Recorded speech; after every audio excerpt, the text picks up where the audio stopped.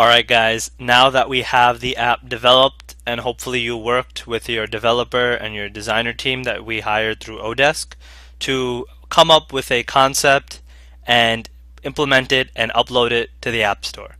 Alright, now I know uploading to the App Store sometimes is annoying, and again, best part though is that you don't need to deal with that part. As long as you give your information to your developer, they'll take care of it for you. Okay, so just let them do that. And once it's up, then you can actually find it on the iTunes Store or the Apple Store, the App Store pretty much. So the thing though is that there's a lot of apps on the App Store.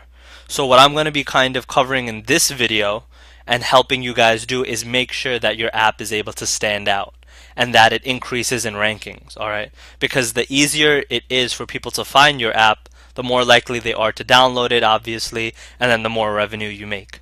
Okay, so I think if you've been in business for any time, you know how important marketing is. Okay, it can make or break your entire company.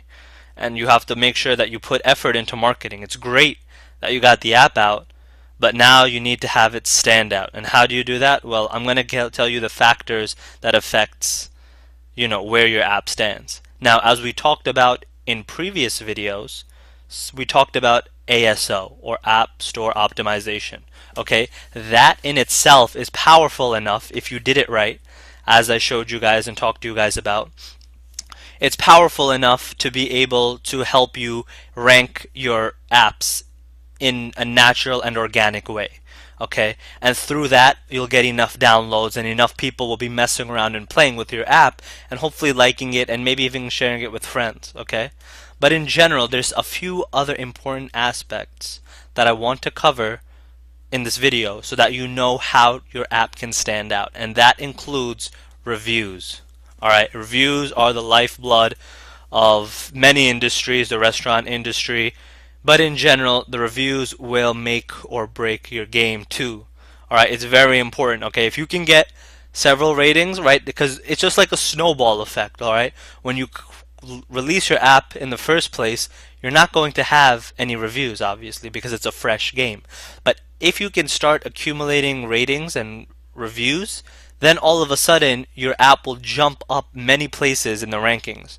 Not only within the certain keywords that we discussed through ASO, but also in general so that people can find it more.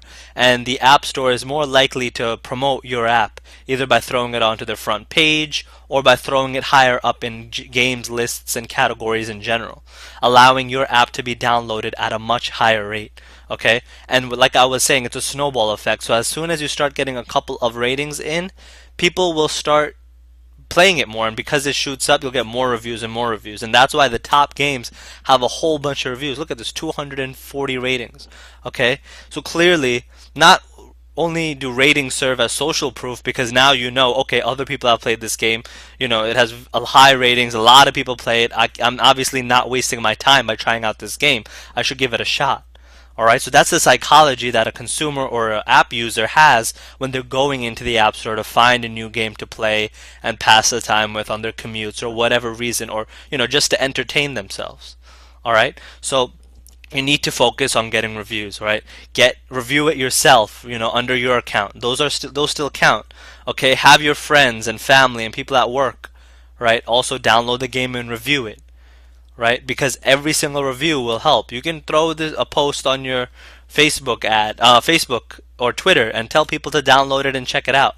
All right, people love free things, So if you throw out your app for free, which you should, as we talked about, because you're going to be monetizing it, you're going to be creating one free game and one paid game, and you can discuss all of that with your developer.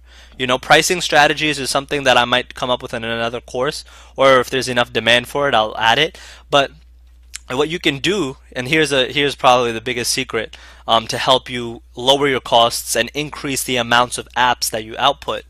For every version of game that you create two versions at least.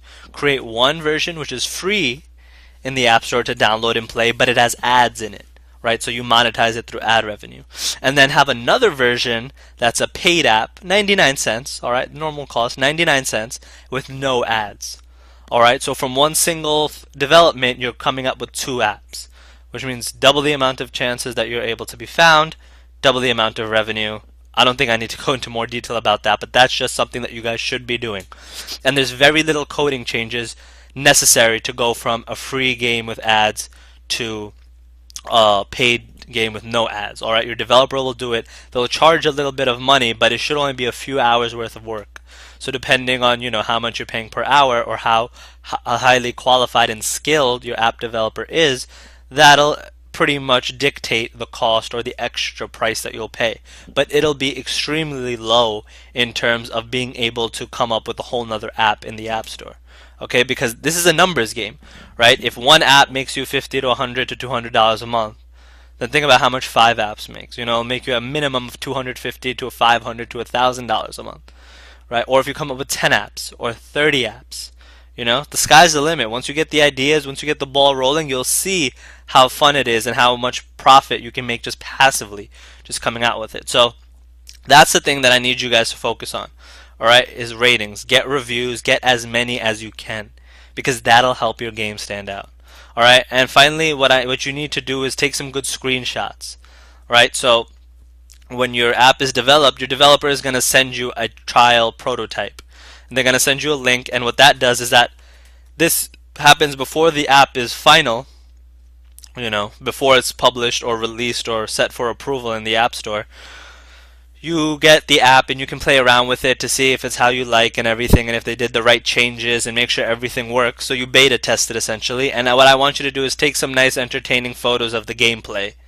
Alright? And you could even jazz it up a little bit, but you don't even need to. Just get some just get some shots of the game so that people will be able to enjoy it more and have a higher chance of purchasing your app, because people like to be visually entertained. It's very important that people like the way your game looks, and they don't really always end up getting that from your app logo, your app icon. So even though that's very important, because again it's a first impression, people then click on your app and try to get more information. So your description is also very important.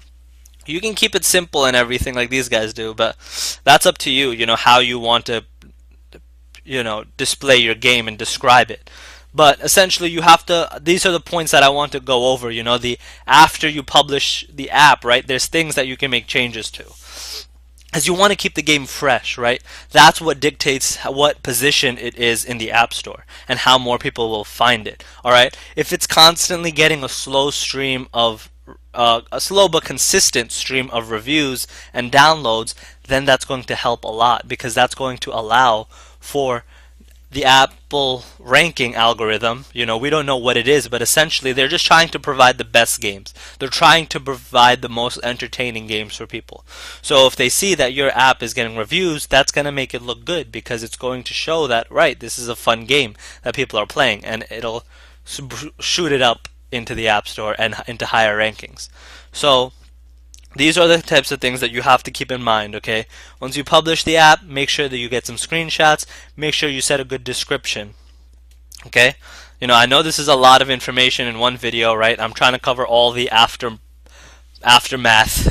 in a single video, but it's because of the fact that it's not that much stuff, Once you do one app, right, you'll get into the rhythm of it, or 2 apps, you'll get into the exact system. Okay, this is what I have to do. As soon as my app is developed and my developer sends me a link and play around with it, while he's doing that, I can do the screenshots, I can come up with a good description for it, and I can start marketing it to my friends, family, work members, co-workers, social media. You should start building a following. Let people know, that you're developing apps that people can enjoy and mess around with and have fun with.